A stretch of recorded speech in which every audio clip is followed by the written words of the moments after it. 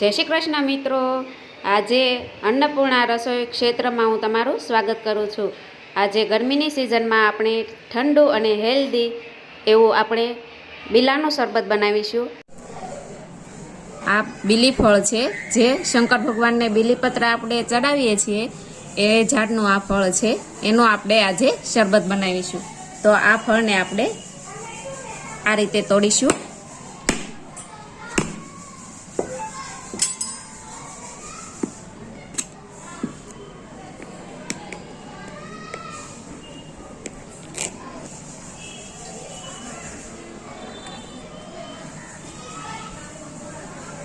આનો આપણે ગર કાઢી લઈશું। આની સુગંધ બહુ જ સરસ આવે છે અને આમાં એક ચીકણો પદાર્થ આવે છે અને ફરતા અંદર બિયા હોય છે, એની ફરતો ચીકણો પદાર્થ હોય છે અને આના બિયા એકદમ કડવા હોય છે। તો કડવા બિયા છે ને એ આપણે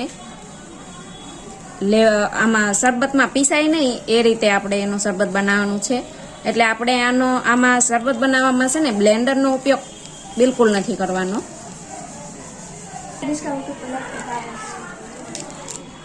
આ રીતે આનો કાઢી લેશું, અંદરથી બધો કાઢી લેશું ગર। આની તાસીર ખૂબ જ ઠંડી હોય છે, એટલે આપણને ગરમીમાં ખૂબ જ ઠંડક આપે છે પેટને, અને વાત માટે અને કફ માટે ખૂબ જ અક્ષીર છે। જો આ વાતરોગ હોય, સાંધાના દુખાવા થતા હોય, એના માટે તો આ ખૂબ જ અક્ષીર છે। જો અત્યારે તો આપણને આ બીલીપત ફળ મળી જાય છે, પણ જો બીજી સિઝનમાં આપણે આનો ચૂર્ણનો ઉપયોગ પણ કરી શકીએ છીએ, જે આપણને આયુર્વેદિક સ્ટોર પર અવેલેબલ થઈ જાય છે, મળી જાય છે। સવાર સાંજ આનો ઉપયોગ કરવાનો હોય છે। હવે આમાં થોડું પાણી એડ કરીશું।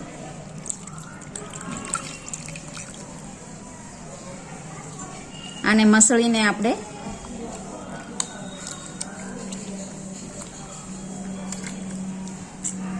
એક રસ કરવાનું રહેશે। આ શરબત બનાવવું ખૂબ જ ઈઝી છે। આ રીતે આને મસળીને બધો જ ગર આપણે છૂટો પડી જાય છે, બિયા અને રેસા અલગ પડી જાય છે આના।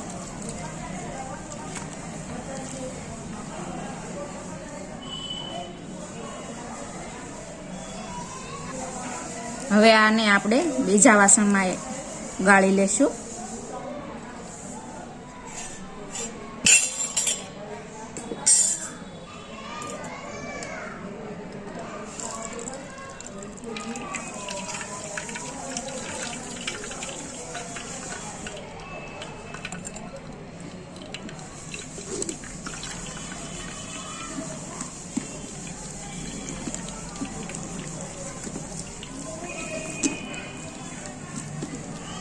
આના એકદમ બિયા અને રેસા એકદમ જુદા પડી ગયા છે, અને જે મેઇન ગર હોય એ નીચે પાણી સાથે શરબતના રૂપમાં એકત્ર થઈ ગયો છે।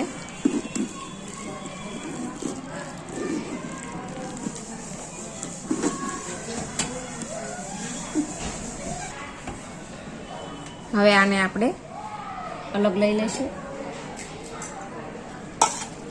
આ સરસ પલ્પ તૈયાર થઈ ગયો છે। આમાં થોડી ખાંડ ઉમેરીશું। ખાંડ ઓપ્શનલ છે, જો તમે એમને પીવો તો પણ ચાલે, અને આ ગોળ સાથે પણ બનાવી શકાય, અને સાકરમાં પણ બનાવી શકાય। મેં અત્યારે ખાંડનો ઉપયોગ કરેલો છે।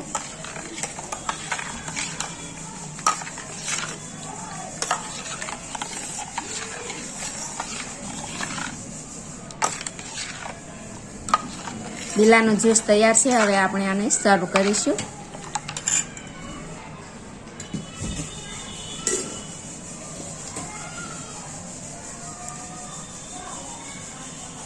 એકદમ ટેસ્ટી અને હેલ્ધી જ્યુસ બીલાનું તૈયાર છે।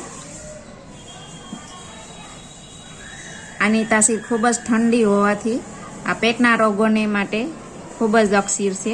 પેટના રોગોને દૂર કરે છે, ખૂબ જ ફાયદો થાય છે।